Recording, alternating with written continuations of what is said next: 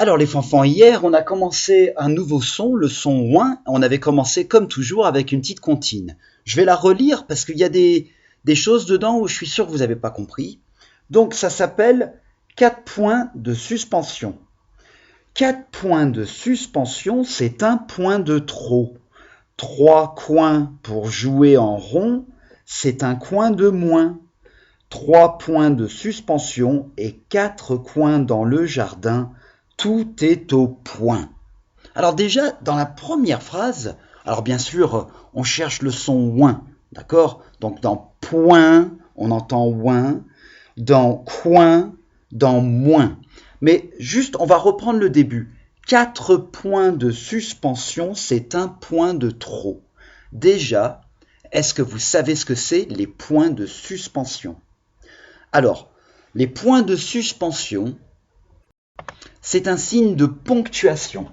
Donc, nous, on connaît des signes de ponctuation. Le mot, ça vous dit rien, mais quand on met un point à la fin d'une phrase, c'est la ponctuation. Et les points de suspension, il y en a toujours 3. C'est 3 petits points comme ça, dans une phrase ou à la fin d'une phrase.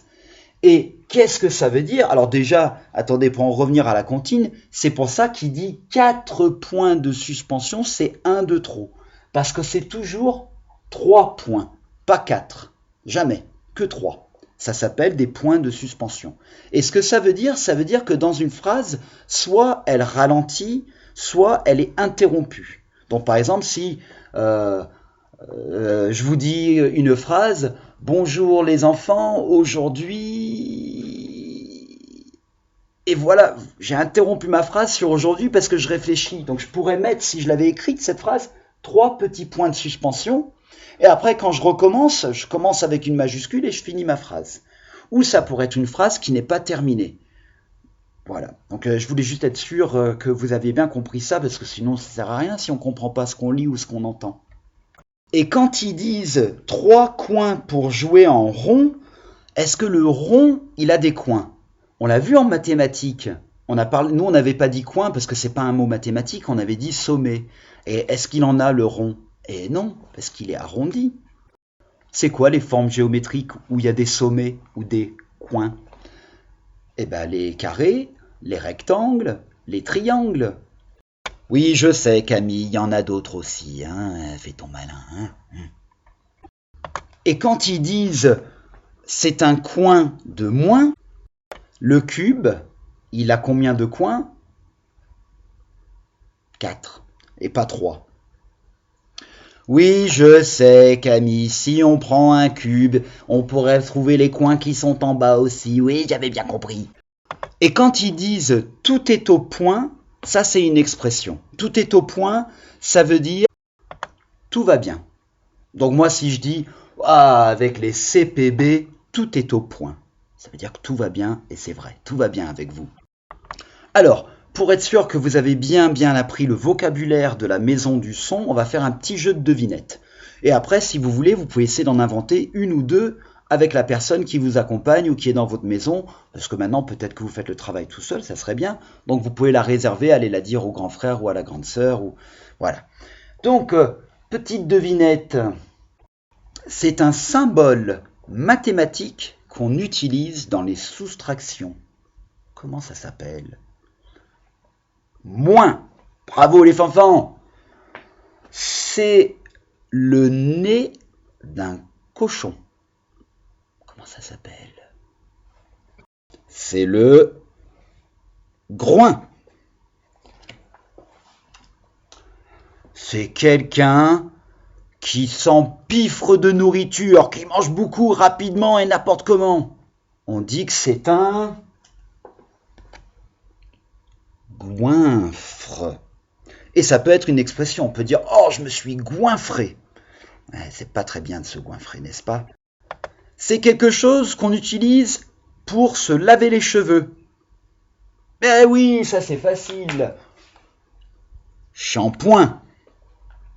Alors maintenant, à vous, vous réfléchissez, vous regardez une image dans la maison du son et vous essayez d'inventer votre propre devinette. Allez-y les Alors maintenant, vous allez prendre votre manuel à la page 129 et on va procéder à la lecture de syllabes. Donc, je vais les lire une fois. Et ce que j'aimerais bien que vous fassiez tout de suite après, dès que j'ai fini de les lire, vous appuyez sur pause sur la vidéo et vous allez faire la lecture tout seul, une fois sans le chronomètre, pour vraiment y aller doucement, et une deuxième fois avec le chronomètre. D'accord? Allez, on y va.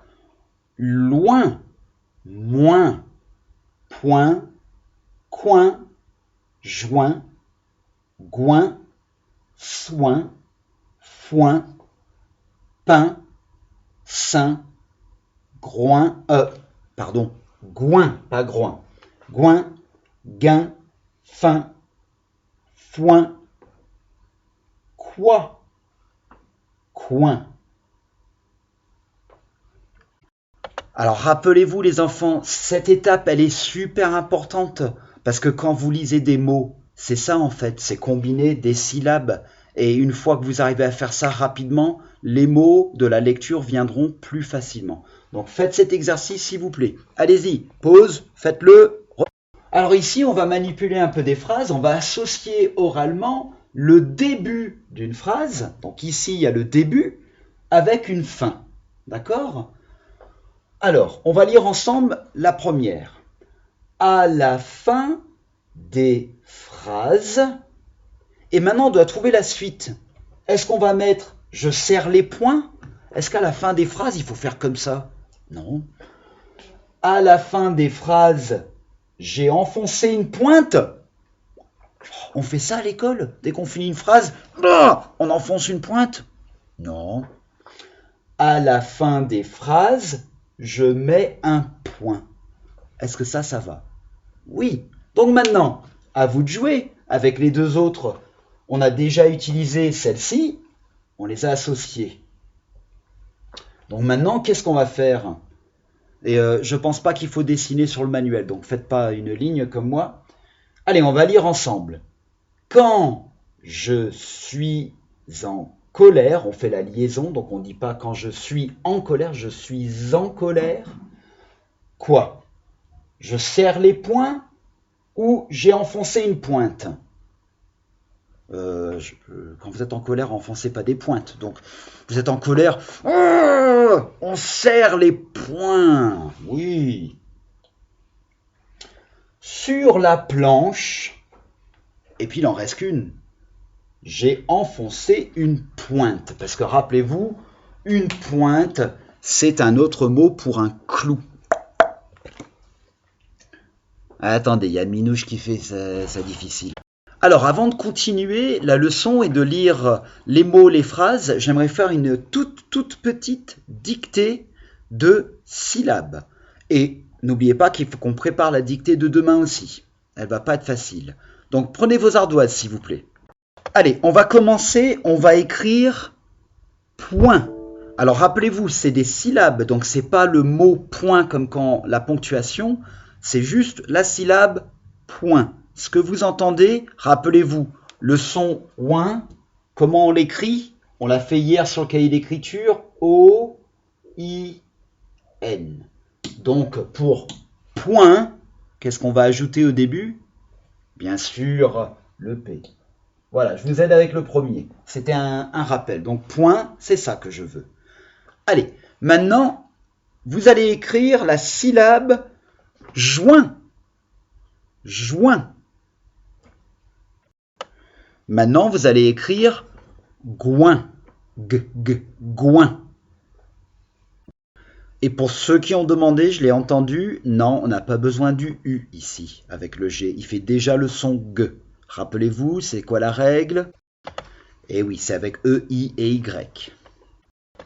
Prochain mot, syllabe, pardon, soin. Soin.